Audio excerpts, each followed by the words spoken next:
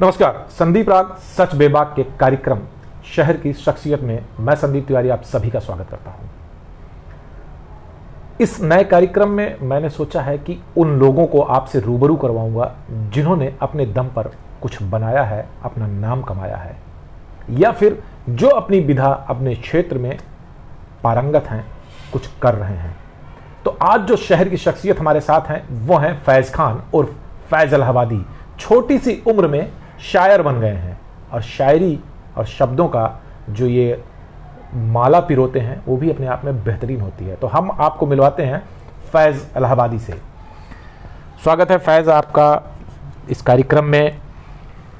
फैज़, सबसे पहला सवाल आपसे, आपने शायरी करने की कब सोची और ये दिमाग में आया कैसे आपके? देखिए, जो हिंदुस्तान में इस वक्त हालात है, हिंदुस्तान की राजनीति जो है, मुझे अपनी बात को पहुंचाना था आगे तक। मेरे अंदर एक कला थी, आवाज़ थी, मुझे अपनी बात को पहुंचाना था। तो राजनीतिक मंच से मैं अपनी बात को नहीं पहुंचा सकता था, तो मैं शायरी के प्लेटफॉर्म से, शायरी जो पूरी दुनिया में मकबूल है, पूरी दुनिया में हिंदी और उर्दू को लोग जानने वाले हैं, हिंदी और उर्दू को लोग पढ़ते हैं, तो मुझे सबसे बेहतर लगा कि मैं शायरी से अपनी बातों को जो है लोगों तक पहुंचाऊं। आप अभी 12th में पढ़ रहे हैं, 12वीं में पढ़ रहे हैं, आपकी उम्र भी तकरीबन 18 साल 19 साल की है। इस छोटी सी उम्र में इतना भारी भारी शब्द, गुरु कहाँ से लावत है, कहाँ से यावत ही सब?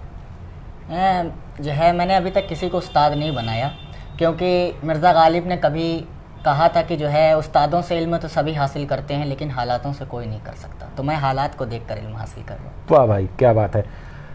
देखिए, एक बहुत बड़ी चीज़, एक बहुत गजब की चीज़ फैज़ खान और फैज़ इलाहाबादी ने बताई कि इनका कोई उस्ताद नहीं है, इनका कोई गुरु नहीं है। यानी कि ये होगा, कहा देना अंग्रेजी में, कहते हैं यार, हाँ, सेल्फ मेड, मतलब खुद अपने आप में सक्षम बना था। तो चलिए एक आध शायरी भी सुन लेते हैं। तो फैज़ भाई, कुछ मौजूदा हालात पे, जो राजनीति है, जो हमारा जो माहौल है, इस पे कुछ 2-4 लाइनें। जी, जो आज पूरे देश भर में जो है सांप्रदायिकता की आग लगी हुई है, जात धर्म के नाम पर लड़ाया जा रहा है, जात धर्म के नाम पर बांटा जा रहा है, तो मैं पूरे हिंदुस्तानियों को बस एक छोटा सा पैगाम दूंगा अपने शेर के ज़रिए कि अपनी खोई हुई तुम पहचान कहाँ से लाओगे, पहचान कहाँ से लाओगे, नौजवानों तुम अपनी वो शान कहाँ से लाओगे, शान कहाँ से लाओगे, मुल्क बांट दोगे जब मंदिर और मस्जिद के झगड़े में, मुल्क बांट दोगे जब मंदिर और मस्जिद के झगड़े में, फिर अपना वो प्यारा हिंदुस्तान कहाँ से लाओगे, नौजवानों तुम अपनी वो शान कहाँ से लाओगे, शान कहाँ से लाओगे। क्या बात है, शान कहाँ से लाओगे, हिंदुस्तान कहाँ से लाओगे। बहुत बढ़िया। आप किन किन चीज़ों पर शायरी लिखते हैं या गज़ल पढ़ते हैं? कौन कौन से ऐसे आपके टॉपिक्स हैं या आपके मुद्दे हैं जिस पर आप शायरी करते हैं या गज़ल आप लिखते हैं? देखिए, मैं पॉलिटिकल पोइट हूँ, राजनीतिक कवि। मेरा एक शेर है कि हमने कमल नहीं गुलाब लिखा है, सारे सवालों का जवाब लिखा है, जब बंद हो गए सियासत के दरवाजे सारे, तो शायरों ने ही इनकलाब लिखा है। वाह, क्या बात है, गजब। एक बात और है गुरु, बहुत जने बहुत कुछ लिखत हैं तो हमार लागत है कि ये केहू के टारगेट करता है, किसी के ऊपर निशाना साध रहे हैं, ऐसा कुछ तो नहीं ना? नहीं, ऐसा नहीं है। मेरे एक नज़्म है, नज़्म का उन्वान है, मैंने बस देश की हालात को बयां करने की कोशिश किया, जो देश की स्थिति है बस उसी को मुलाहिज़ा फरमाएं। मची है देश में हाहाकार, मची है देश में हाहाकार, होती बेटी खूब शिकार, ये कैसा देश हो गया, ये कैसा देश हो गया, बढ़ गया है खूब भ्रष्टाचार, बेटी के साथ हो अत्याचार, अत्याचार, सारे चोरे हो गए फरार, क्या खूब बना है चौकीदार। भारत हो रहा बेरोजगार, भारत हो रहा बेरोजगार, लूटे हमको हर सरकार, ये कैसा देश हो गया, ये कैसा देश हो गया। हमें जात धर्म के नाम पर लड़ाया जाता है, लेकिन इस देश की आज़ादी के खातिर एक ब्राह्मण एक मुसलमान ने एक साथ जानों को कुर्बान किया था। अशफाक उल्लाह खान और राम प्रसाद बिस्मिल के किरदार को ज़हन में रखें।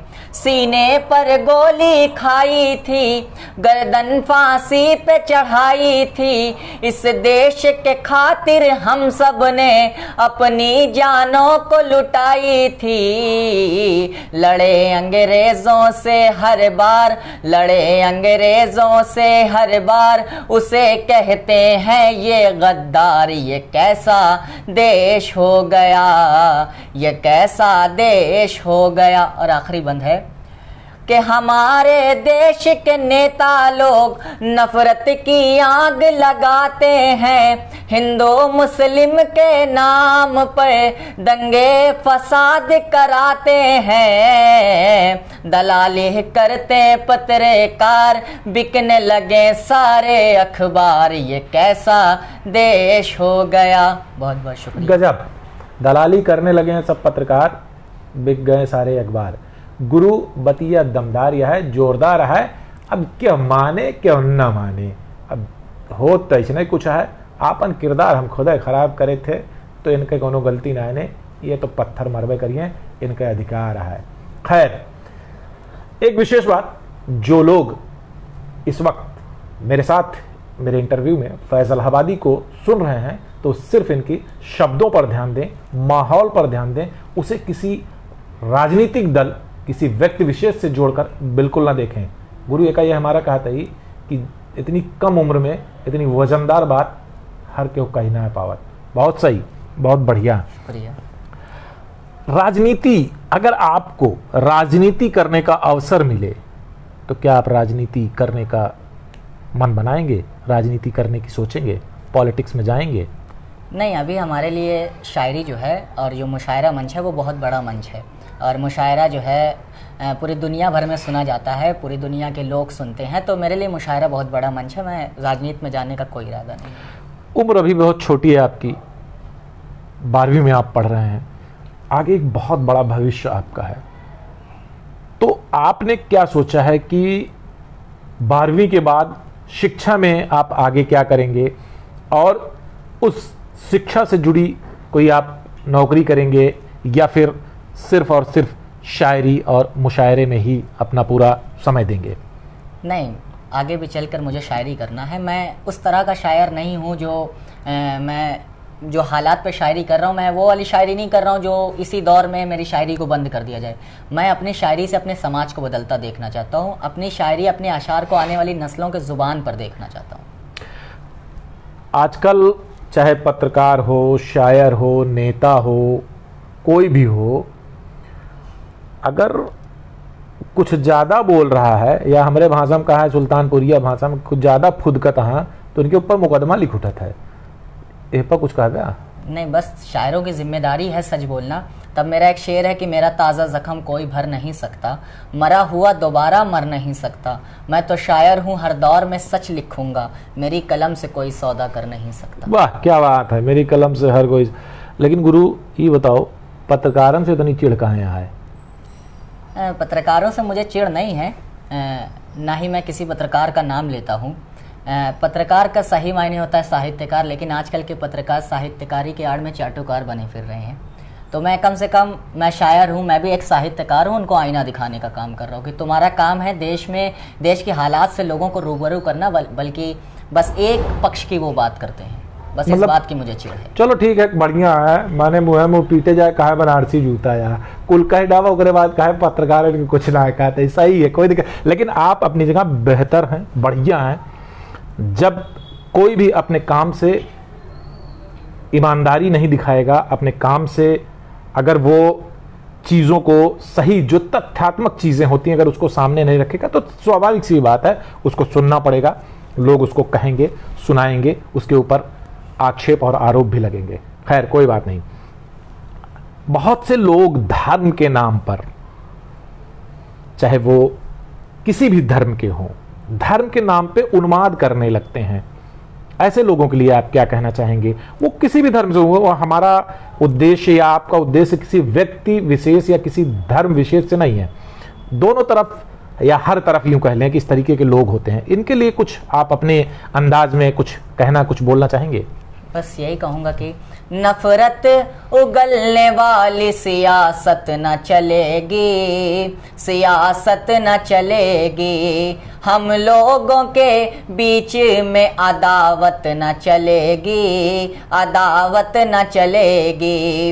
हिंदू को मुसलमान को जो आपस में लड़ा दे, इस मुल्क में हरगिज वो हुकूमत न चलेगी, हुकूमत न चलेगी। इस देश का इतिहास रहा है कि अगर किसी गंगा दीन का निधन हो जाता था तो शमीम उसकी अर्थी के सामने तब तक हाथ बांधे खड़ा रहता था जब तक उस गंगा दीन का क्रियाक्रम ना हो जाए। इस एकदम सेम काम अगर किसी शमीम का इंतकाल हो जाता था तो गंगा दीन तब तक उसके जनाजे के सामने हाथ बांधे खड़ा रहता था जब तक उस शमीम की तदफीन ना हो जाए। लेकिन इस सियासत ने, इस हुकूमत ने, इस राजनीति ने इस भाईचारे को, इस परंपरा को, इस संस्कृति को रौंदने का काम किया है। लेकिन हिंदुस्तान का इतिहास मौजूद है, अभी भी हिंदुस्तान का इतिहास मौजूद है कि हिंदुस्तान की भाईचारा कल भी कायम था और आइंदा भी कायम रहेगा। सिर्फ राजनीति को क्या हम दोष दे सकते हैं? सिर्फ राजनीति में, आखिर हम उस राजनीति में ये भूल क्यों जाते हैं कि हमारा अपना भी कोई सोच है, हमारी अपनी भी कोई सोच है। हम क्यों किसी नेता के कहने पे लड़ने को तैयार हो जाते हैं, मारने पीटने को तैयार हो जाते हैं?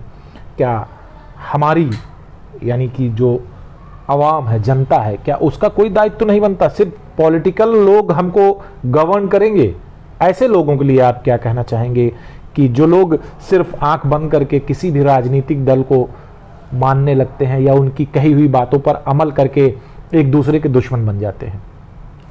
हमें राजनीति के चक्कर में अपने भाईचारे को जो है ख़त्म नहीं करना चाहिए। अगर कोई परेशान हाल में होता है तो अपने ही काम आते, कोई बाहर का नेता जो है काम नहीं आता। बहुत बढ़िया।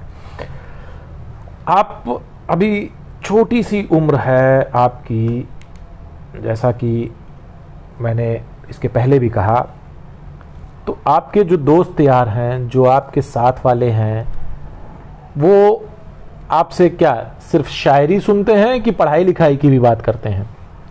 नहीं, मेरे दोस्त लोग जो हैं पढ़ाई लिखाई की भी बात करते हैं, शायरी भी सुनते हैं और हौसला भी देते हैं मुझे।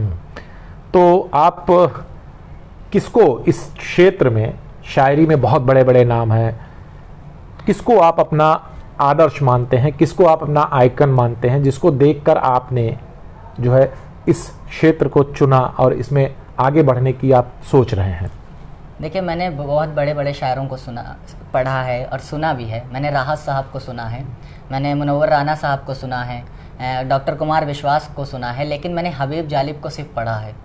हबीब जालिब वो शायर थे जो कहा करते थे, मेरी उंगलियों को काट दो, मेरी ज़ुबान को काट दो, मैं जब तक ज़िंदा हूँ तब तक सच लिखता रहूँगा।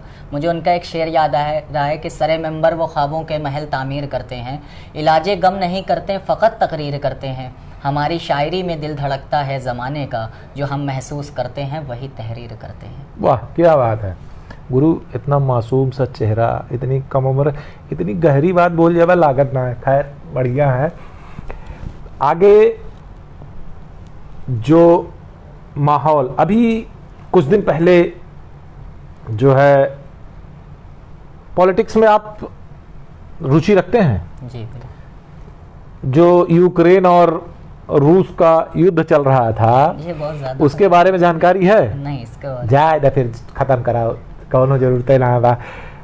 हिंदुस्तान में आपके बीच में भी तमाम ऐसे लोग हैं जो पॉलिटिक्स में जाना चाहते हैं, ऐसे लोगों से आप क्या कहेंगे? नहीं, बस इतना कहूँगा कि हर मसले का हल सियासत से नहीं निकलता। आप पढ़ाई लिखाई करें, आप डॉक्टर बने, आप इंजीनियर बने, जो है सियासत और कुर्सी तो वोट की मोहताज होती है, लेकिन आपकी कलम जो है किसी की मोहताज नहीं है। तो डॉक्टर और इंजीनियर बनने की सलाह आप दे रहे हैं, तो अपने दोस्तों को भी कहते हैं? बिल्कुल कहता हूँ। फैमिली में कौन कौन है? फैमिली में मैं हूँ, अब्बा हूँ, भाई हैं, और भी बहुत से लोग हैं। फादर क्या करते हैं? फादर मेरा प्रॉपर्टी का काम करते हैं। प्रॉपर्टी बिजनेस है जी।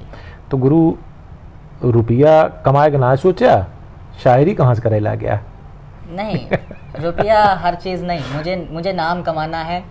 मैंने बहुत बड़े बड़े मंचों पर गए, बहुत दुआ मिली मुझे, क्योंकि मुश्किलों से दुआ बजाती है, दौलत नहीं। तो शायरी और गज़ल ये चीज़ जो होती है, तो अब पता नहीं भाई, मुझे तो बहुत ज़्यादा इसके बारे में जानकारी नहीं है, लेकिन बिना मोहब्बत के और बिना टूटे हुए दिल के शायरी और गज़ल पूरी मानी जाती है? अब आप बताओ, आप शायर हो। नहीं, मोहब्बत के बगैर तो दुनिया नहीं है। अब मोहब्बत होगी तो दिल टूटेगा। दुनिया में सब चीज़ खत्म हो सकती है, लेकिन मोहब्बत एक ऐसा शब्द है जो कभी नहीं। तो मोहब्बत पे भी लिखते हैं, प्यार करने वालों की भी कोई कीमत है कि बस खाली नेताओं की धुले रहते हो? नहीं, बिल्कुल मोहब्बत पे भी लिखता हूँ। हाँ, जो है, जो नई नस्ल हैं, अक्सर उनकी ज़िंदगी में ये होता है, बस 4 मिसरे की। मेरी वालिदैन को पसंद जो है वही लाना, ऐ मेरे हम सफ़र तुम हाथ मेरा थाम ले जाना। न जाने क्यों वो लड़की बार बार बात ये कहती, मैं बन जाऊंगी दुल्हन और तुम बारात ले आना। बहुत शुक्रिया। इश्क में तो सबसे पहले वालिद और वालिदैन को तो लोग भूल जाते हैं। कहें कि सबसे पहले विरोधो तो नहीं करते हैं, पता चला कि प्यार होएगा, अब्बा कहता ना गुरु हम तो अपने पसंद के लाऊ, तो दिल टूटेगा। तो दिल टूटने पे भी कुछ लिखते हो? बस इतना ही कहूँगा कि अपना हाल दिल तुमको सुनाऊं कैसे, अपना हाल दिल तुमको सुनाऊं कैसे, वो जो रूठा है सनम उसको मनाऊं कैसे। क्या बात है। मैंने है दर्द छुपाया है हंसते हंसते, मुझे बताओ कि खुद को रुलाऊं कैसे, मुझे बताओ कि खुद को रुलाऊं कैसे। बहुत शुक्रिया यार, मोहब्बत वालों को और टूटे दिल वालों को बहुत पसंद आएगी भैया, लिखा करो, समझे। ये थे हमारे साथ फैज इलाहाबादी। इनको आप सुनिए, इनके शब्दों को ध्यान दीजिए। राजनीतिक कटाक्ष करते हैं, तंज करते हैं, ये उसको अगर आप सिर्फ सुनकर समझकर अगर देखना चाहेंगे तो आपको हालात और राजनीति कहाँ जा रही है, क्या कर रही है, वो चीज़ समझ में आएगी। फैज इलाहाबादी अपने दम पर बने हुए हैं और आगे अपने ही दम पर बढ़ना चाह रहे हैं। कोई इनका उस्ताद नहीं है, कोई इनका गुरु नहीं है। ऐसे बहुत कम लोग होते हैं जो अपने दम पर आगे बढ़कर कुछ कर लें। तो मुझे पूरी उम्मीद है कि आप सब फैज इलाहाबादी की हौसला अफजाई करेंगे, क्योंकि ये अपने दम पर खड़े हो रहे हैं। गुरु यह यार जो हम कहते रहे हैं, शहर की शख्सियत, ये शख्सियत है जो खुद को खड़ा कर रही है। बाकी तो जनता यहाँ आवत हैं जाते हैं कि उस मिल गए तो आगे बढ़ जाते हैं। खैर, सभी को नमस्कार।